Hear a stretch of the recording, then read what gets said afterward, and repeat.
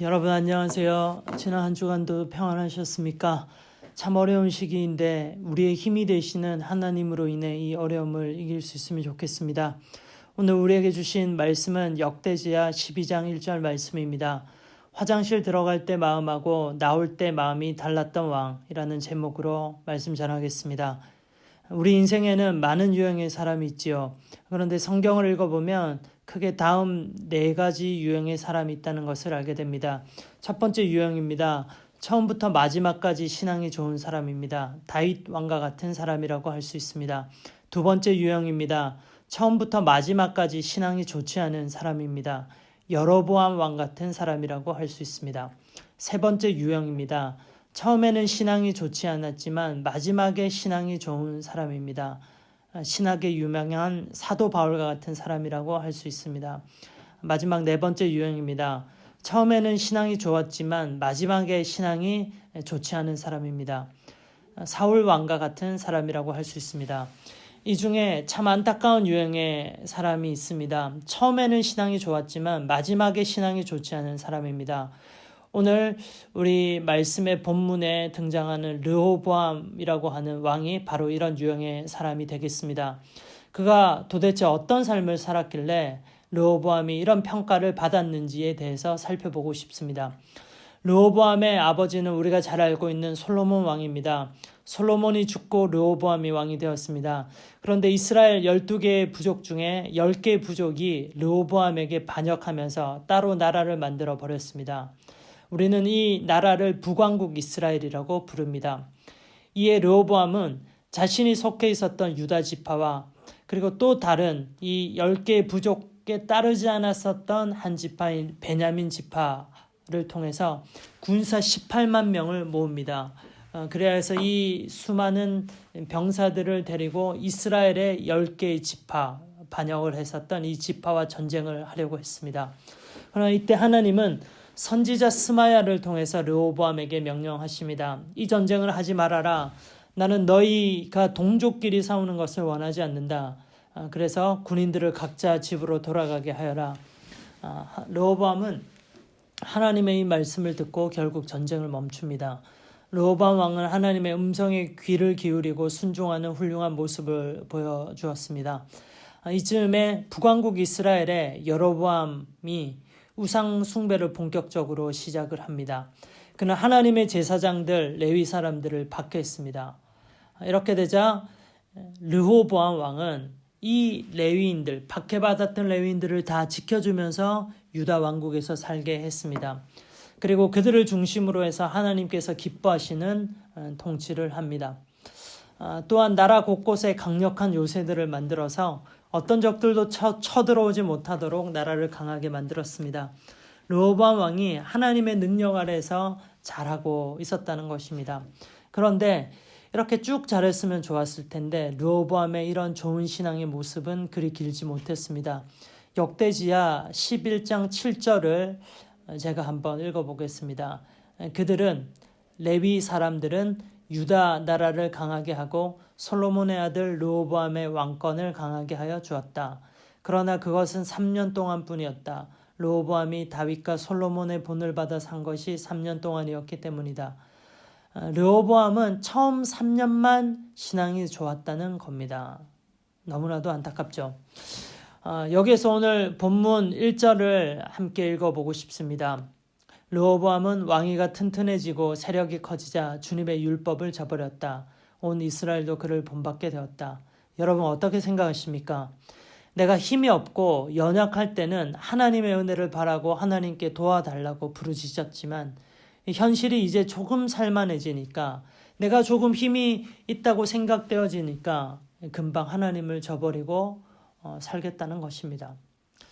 열왕기상 14장 23절에 이 르호보암 왕이 저지른 죄의 기록이 있습니다. 르호보암은 하나님께서 싫어하시는 우상 숭배와 음행의 죄를 짓고 또 유다 백성들 가운데 이런 죄들을 자행하게 했었던 것입니다. 우리가 대화 중에 가끔 이런 표현을 사용합니다. 화장실 들어갈 때 마음하고 나올 때 마음이 다르다라는 표현이요. 다급할 때는 간절하게 무엇이라도 다 하겠다 하지만 일단 볼일을 보고 급한 불을 끄게 되면, 급하지 않게 되면 그 처음 마음이 사라진다는 뜻입니다. 르호보암의 신앙이 꼭 이런 신앙과 같습니다. 힘들 때는 하나님을 찾다가 조금 이제 살만해지니까 더 이상 하나님을 찾지 않습니다. 이런 신앙 우리 주위에도 쉽게 볼 수 있습니다. 대학교 입시를 예로 들어서 설명해 보겠습니다. 하나님, 제가 목표로 하는 대학교 꼭 입학하게 해주세요. 합격시켜 주시면 열심히 공부해서 캠퍼스에서 하나님께서 기뻐하시는 일을 꼭 하겠습니다. 이렇게 많이들 기도합니다. 이런 기도 때문일까요? 잘 모르겠지만 결국 하나님의 은혜로 대학교 합격을 합니다. 그런데요, 대학교 들어가고 나서 많은 사람들이 신앙 다 팔아먹고 세상에 흠뻑 젖어서 살게 되더라고요. 이런 모습이 안타깝죠. 이런 모습이 화장실 들어갈 때 마음하고 나올 때 마음이 달랐던 르호보암 왕과 비슷하다고 생각되어집니다. 오늘 말씀에서 보니 하나님은 이런 르호보암을 꾸짖으셨습니다. 이집트의 시삭 왕을 통해서 유다와 르호보암을 치게 하셨습니다. 유다가 하나님께 잘못했다고 회개했기 때문에 하나님 도중에 그 진노를 거두셨지만 르호보암 왕은 그 뒤로도 여전히 하나님 앞에 악한 일을 계속했습니다.